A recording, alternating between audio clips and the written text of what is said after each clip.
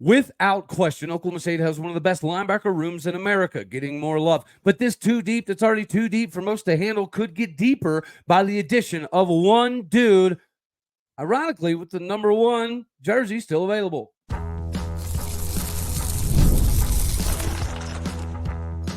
You are Locked On Oklahoma State, your daily podcast on the Oklahoma State Cowboys, part of the Locked On Podcast Network, your team every day. Howdy, y'all, and hello, all. Welcome back to Locked On Oklahoma State, your daily stop for all things Cowboy and Cowgirl related. My name is Cody Stovall. I want to thank you kindly for stopping by to make this your first listen. Here on Locked On Oklahoma State, we're available on all of your podcasting platforms and visually as well on YouTube. Find me personally on X at AllDayOState. Today, we're partially brought to you by Game Time. Do not stress about the tickets. Get up to speed today by downloading the Game Time app, create an account, and use the code LOCKEDONCollege for $20 off your first purchase. Terms apply. An Oklahoma State linebacker core a little over a month ago was ranked top 5 in the country, number 5 by On3 Sports. And recently we've gotten some more love. This time we're top 10, we're coming in at number 9. But whenever you look at the Oklahoma State linebacker core, this makes a lot of sense. Of course, everyone's going to talk about Nick Martin, right? The All-American level dude that had 140 tackles, led the Big 12 last year in like 4 different categories defensively. He returns. And then we have the All-American freshman Colin Oliver, who didn't get to put his hand in the dirt and do a lot of the things previous season that he did his freshman year. But this year we're doing a little bit more of the 4-man and the 3-man. We're mixing it in. We're going to have a stand-up guy. We're going to have a guy like Obi Ezegbo who can cover the flats and the seams and get outside towards the numbers in a blink of an eye. And you have somebody like Colin Oliver. We know what he can do with his hand in the dirt, but we also saw the emergence of him developing a little bit more last season as a true linebacker as well. Of course, you have Jeff Robertson, who was going to be the starter over Xavier Benson 2 years ago before he demolished his ACL. He's bigger, he's stronger, he's faster. The 6'2", 225-pound Okie is ready to make an impact on this season. Now, Donovan Stevens is the only linebacker and one of the only few transfers that we had leave Oklahoma State, and this is exactly why. The emergence of Gabe Brown out of Stillwater, Oklahoma is going to let him carve out a nice role. We haven't even seen everything that Justin Wright can do. The dude that brings over 200 tackles from his time at Tulsa has the capabilities to be that, what again, Dan Campbell, chew your kneecaps off kind of guy. Then you just hear about the freshman, right? Tamarick Johnson is like the carbon copy of Colin Oliver. Jonathan Agumadu is not going to take long to get acclimated to this level of football. Armstrong Nodum is up there with Justin Kirkland when it comes to lifting powerful reps all day, every day, which is not typical of your freshmen. This team in and of itself is going to be absolutely insane. But the linebacker capabilities to go from defensive end to linebacker, and then you also have to take into account Kendall Daniels, 6'4", 240 pounds, runs a 4.5 40, playing safety. Lyric Rawls, he's a big dude playing safety. We've got some quintessential pieces to this team already here, but it could potentially get a little bit better. I know that's somewhat hard to fathom, just like it's somewhat hard to fathom for some people in the country to give this level of respect to Oklahoma State. But the numbers do, in fact, speak for themselves. Whenever you combine Colin Oliver, Nick Martin, Justin Wright, just those 3 dudes alone, you're talking hundreds and hundreds of tackles and snaps. That's almost irreplaceable. So, of course, this defense is going to continue to get more love. I've said it 100 times. I think that Bryan Nardo is likely the best under-the-radar hire in Mike Gundy's history. Now, this is going to be a season to kind of prove it. Last season, he had to kind of get his hair wet, right? Get his ears rocking and rolling to make the adjustments, to see what was a necessity. And then again, you bring in Paul Randolph, who's already having a pivotal role out on the recruiting trail, which is why we've had a decent number of defensive commits. Most recently, we've got another silent commit that I do, in fact, believe is on the defensive side of the ball that we should hear something soon from as well. This whole linebacker core is the heartbeat, to some degree, defensively, what we have going. And then the weapons that we have at safety and defensive end that are all interchangeable. We have 3 levels of interchangeability because we all know, like, legitimately speaking, if we wanted to put Obi Ezegbo, right, but 12 yards behind the ball post snap, and then you wanted to send Kendall Daniels on a blitz as a pseudo defensive end at 6'4", 240 pounds, running a 4.5 40, there's not going to be very many tackles that can handle that. This is what makes Oklahoma State's season so exciting. Everyone's going to talk about the offense, whether it be the reemergence of Alan Bowman, especially this spring, of keeping in the pocket. The fact that we have all of these offensive linemen, they're all redshirt seniors, redshirt juniors with more experience than almost anybody in America coming back. Ollie Gordon's the best running back in America. That's really not up for a debate. We know what Dejon Stribling can do when he's fully healthy. The world's about to see it as well. We know that if Alan Bowman goes down, we are 100% fine with Garrett Rangel. Zane Flores adds some packages that we haven't seen in a long time. This team is obviously insanely rare. This linebacker room is clearly going to be an instrumental part of this process. And we got to give a shout out to our main man, Xavier Benson, because his leadership last season, I saw somebody in the comment section the other day mention how Ollie Gordon was probably, pretty instrumental in the regalvanization of the locker room. But I had conversations, very early on in the season during the spring with DeAndre Jackson and Xavier Benson, and they were kind of the catalyst to get in that locker room to basically buy into the fact that we're not going to have any craziness anymore. And now you look at this team. Right? It's not just a couple people. The leadership on this team is absolutely nuts. So the understanding of where to be and how to get there most efficiently is going to be much, much better this season.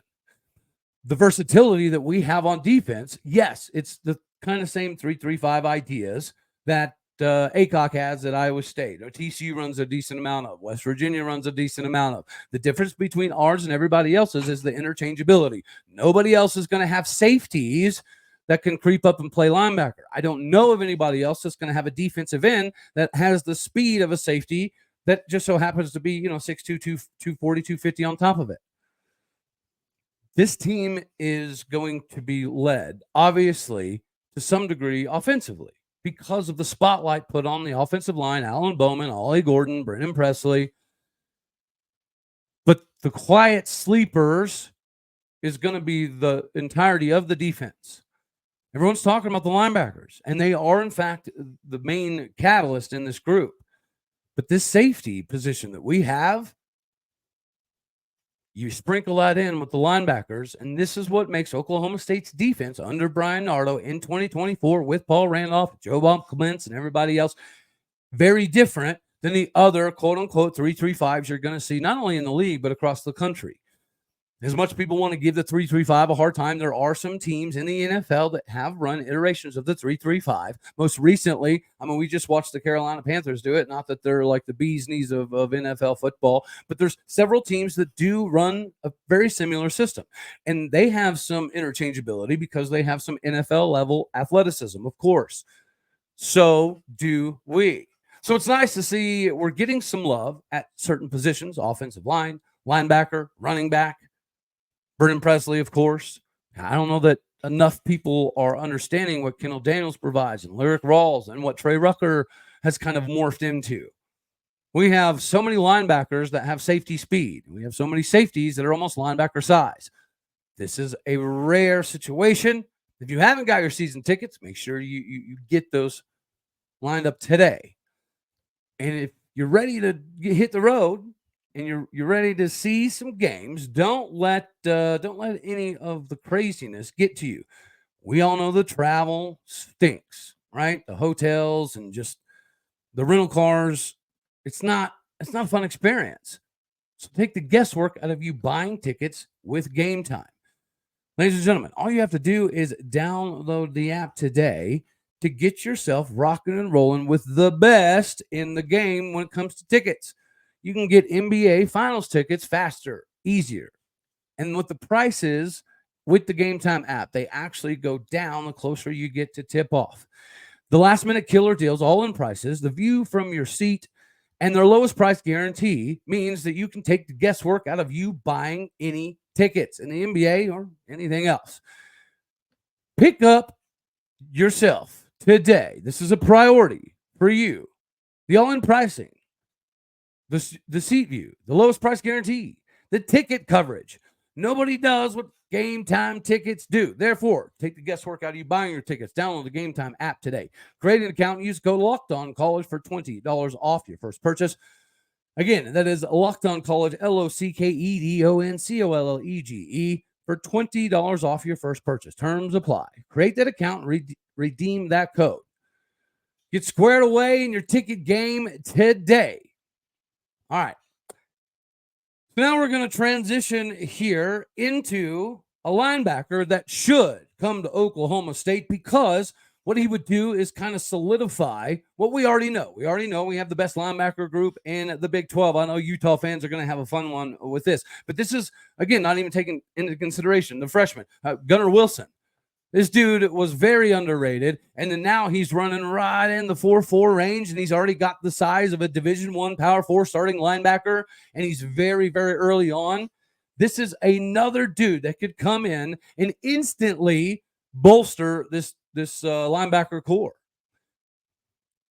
We know that Xavier Benson was instrumental in the regalvanization of the team last season. Just like we know that the leadership this season is going to be able to guide us into places we never been, right? The playoff is a massive deal. Being part of the playoff should be a massive deal. We've got somebody late here rocking number one on a visit with number one available that should come to the number one linebacker core in the Big 12 and one of the best in the country. Ladies and gentlemen, Chris Robinson out of Kilgore College is him. From the statistical category, what he did in high school doesn't really make sense, right? Because he's at a JUCO.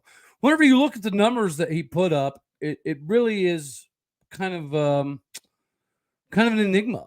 Because out of high school, he had 106 tackles, 27 tackles for loss, 8.5 sacks, 18 quarterback hurries, 2 forced fumbles, and a pick. So how does somebody with that stat line get overlooked? Well, I think partially it's because he was playing defensive end, and then he was classified at 6 foot, 210 pounds, and I think they were being pretty generous there. So the undersized for defensive end could have been part of the equation. But then when you look at the numbers, that still doesn't make sense. When you're putting up these kind of numbers, clearly you're a heck of a football player. So I reached out, and I've had a couple conversations. Turns out that he knew coming out of high school that his GPA and scholastics weren't up to snuff. Therefore, he did go to Kilgore College just to primarily work on his GPA. And in doing so, he got it up to a 3.4. And in the process, he earned his way from freshman to the scout team guy, right, to the special teams guy, to then starting and having almost 40 tackles by the end of the season. This dude also ballooned up to 6'2", 225 pounds. So everything that you're looking for size-wise, he now has. Everything you're looking for in the talent department, he has. This is another kind of Obi Ezegbo style of replication. This is a perfect fit for what is already considered one of the top linebacker cores in America. If Oklahoma State could get Chris Robinson to become a Cowboy on campus, even though we are competing with Houston, and there's also some other Big 12 schools potentially involved here. This is about the perfect fit at the perfect time for the perfect guy. Your size is going to make a determination on some of the places that you fit in best. This Oklahoma State defense is already rare. What we're doing schematically is also very rare. Then you take into consideration what we have at linebacker with Obi Ezegbo, Colin Oliver, what Tamarick Johnson's going to be able to provide, Gunnar Wilson, Nick Martin's obviously the All-American level dude. He's going to fit right into this mold, and he's going to add depth to a position that we're already one of the best at. He's got several years to be involved. This is why it's a perfect time for him to become an Oklahoma State Cowboy. This is very reminiscent to me of, again, Xavier Benson. He wore number 1 when he was on campus. Number 1, as of last week, was still available. Therefore, he should be the one guy who comes in right now to wear the number 1 on this roster. Of course, the solidification is huge. but his eye discipline, right, is next level. His understanding of spacing and utilization of spaces makes it almost impossible for an offense to incorporate any kind of zone sit-down scheme for their slot receivers. And he can get to the outside. He can cover, contain. He can cover tight ends down the field. He can hit the flats. He can blitz. Again, his eye discipline is next level. So he runs like Xavier Benson. Matter of fact, he runs a 4.40. He looks like Xavier Benson. But the one thing that he has that Xavier Benson did not develop was the ability to avoid getting caught in the wash. He has that. He doesn't get caught up. He seamlessly goes through double teams, triple teams, and it's just a simple dip of the shoulder. He makes it look so easy. That's precisely why he's been looked at as a Power 4 Division I candidate, as he should be. This Bryan Nardo system is a perfect fit. The developmental capabilities for Joe Bob Clements are already written in stone. I mean, look at all of the NFL linebackers that he's been responsible for. And then you look at some of the defensive end guys that he was responsible for before he got elevated to the linebacker coaching role. And then the defensive line, you have Paul Randolph, who's a legend in the game with 22 years experience across all levels. He's also got a few years of head coaching experience at the Power 5 level. He's taking this knowledge and he's taking the capabilities alongside him, which is also why we've got a big-time Okie that's now talking about Oklahoma State and OU being his top two. We all know if you're looking for the best fit, the best capabilities developmentally, and the most opportunities to play the most amount of games, it's going to be at Oklahoma State. It's going to take OU some time to get SEC ready, in my personal opinion, which is why somebody like CJ makes sense, but he deserves his own segment, just like Chris Robinson deserves his own segment. He is that good. The stats in high school speak for themselves. What didn't speak for itself in high school was just simply the GPA. Now that he's dominated the scholastic side of things, he is ready to make this transition.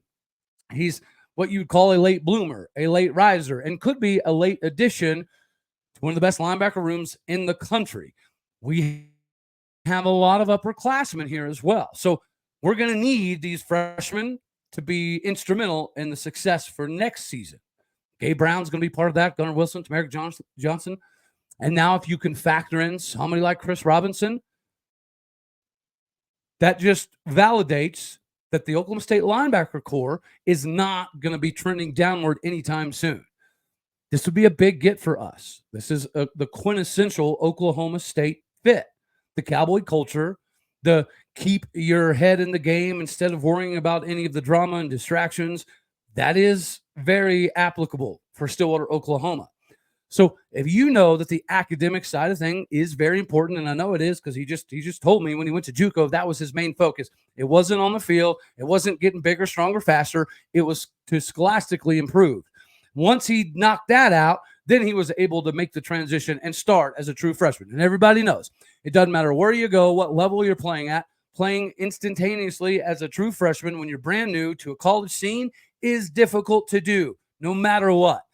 Not only was he able to do that, but he was able to do it while overcoming several obstacles along the way. And then he had a good growth spurt, which puts him right in the right size range that we're looking for. And it's not just us, right? New Mexico State, Houston, there's some others involved as well. But that's why this is prime. This is, again, the quintessential Oklahoma State guy that fits in perfectly with the Oklahoma State culture that won't get confused unnecessarily, and it'll allow him to focus on just football and academics with development to get prepared for the NFL. And we're really good about sending linebackers to the NFL, especially recently. Be the next guy in line. Be part of the next few years where Oklahoma State is going to be in the Big 12 title game more often than not. And anytime you're in the Big 12 title game, you give yourself an opportunity to make the playoff. Again, more games, more film, more opportunities.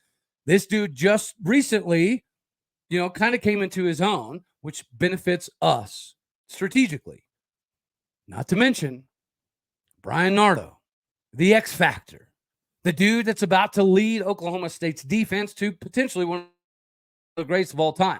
I do firmly believe that this defense is very much as capable as the 2021 squad. We need to replicate that next season. people like Gunnar Wilson, Chris Robinson are going to be pivotal in us being able to do that alongside Gabe Brown. I think Jeff Robertson's got some more years attached to him as well. So we're not going anywhere. So you might as well come along for the ride. Wear the rings, play for the titles, play in the playoffs, be a part of big-time college football, the big exactly that. All right, ladies and gentlemen, we do have to shift gears a little bit here. If you've noticed recently, there was a PFF, PFI, whatever index that was put out, and the results were kind of surprising. Oklahoma State being projected fourth place in the Big 12, maybe not super surprising, right? We're used to our fair share of ridiculousness already early on in this season. But let's take a gander here. ESPN FPI. Number one odds to win the Big 12 is Rock Jock Jayhawk at 17.4%, followed by the Kansas State Purple Power Kitties at 16%. Followed by Arizona at 11.5%, and then a decent drop, Oklahoma State, 8.5% chance of winning the conference. Utah, 8.2% chance of winning the conference, followed by TCU, Texas Tech, UCF. So the metric system, I appreciate a decent amount of it, right? Stats Lives Matter, big fan. But at the same time, I think you have to take a look at what's physically, tangibly returning, and how you can make it make sense. I have no doubt KU is going to be good, which is, again, why our pick for the Big 12 title game is Oklahoma State KU. But with Utah's schedule, it is a little ridiculous to have them at 5. And it does hurt my heart a little bit to give Utah some props. But having Oklahoma State this low, it is ridiculous, but it's somewhat expected, right? It's almost par for the course when it comes to like the odds of the betting lines and things of that nature. This falls right in line with where they've been putting Oklahoma State, which is great for us. This is Mike Gundy's year of capitalization, and it's your year, me and you together, you and I'll say it, I guess, grammatically correct. You and I have a good money-making opportunity this season with the underestimation of Oklahoma State, and that's okay here. And then you got TCU at 7.9% chance of winning the league. I mean, I could see that. TCU's not going to be as bad as last year. If you look at some of the guys they've been able to bring in from other SEC style of situations, they should be able to catapult themselves from last season. But you're talking about Oklahoma State and Utah down here this low, and that's a little concerning. Or is it? I don't necessarily view it as a negative. It's just more opportunities for Oklahoma State to capitalize this season on the money, honey. But yeah, you guys let me know down in the comment section what you think about this. I think West Virginia being below UCF, UCF 7% odds of winning the conference. West Virginia at 5% odds. I mean, that's kind of wild too. West Virginia is a 9-win ball club that returned a good portion of their roster. I don't know that 5% odds is enough. I think West Virginia is better than UCF, and I have UCF above them. Texas Tech, right? They're still riding the Joey McGuire hype train, as they should be. They've got the new upgrades to the stadium, but they're going to have a bigger season if they're going to keep the recruiting thing going that they have. But yeah, you guys let me know down in the comment section what you think about those odds. And that's all we're going to have for this one right here. We are going to talk about CJ, obviously, next episode. We're also going to talk about some of the financials for not only the current Big 12, but some of the new things that we're hearing that could possibly make the Big 12 $3 million a year below the Big 10. I know, it sounds wild, but it is what it is. We are where we are. We'll hit that tomorrow. Until then, as always, you know I love you. God bless. Go Pokes. Thank you for tuning in to make this your first listen here in Locked On Oklahoma State. If you like it, please hit the like button. It doesn't cost you anything. Doesn't take any extra time. If you don't like it, hit the dislike button too, because that's all right. More importantly, share, comment, and subscribe. My podcast and people out there, you're the bricks. You're the foundation, the bread, the butter. Keep this thing churning, ladies and gentlemen. Do what you do. Hit the stars. Leave a review. That is all, folks. Later, taters.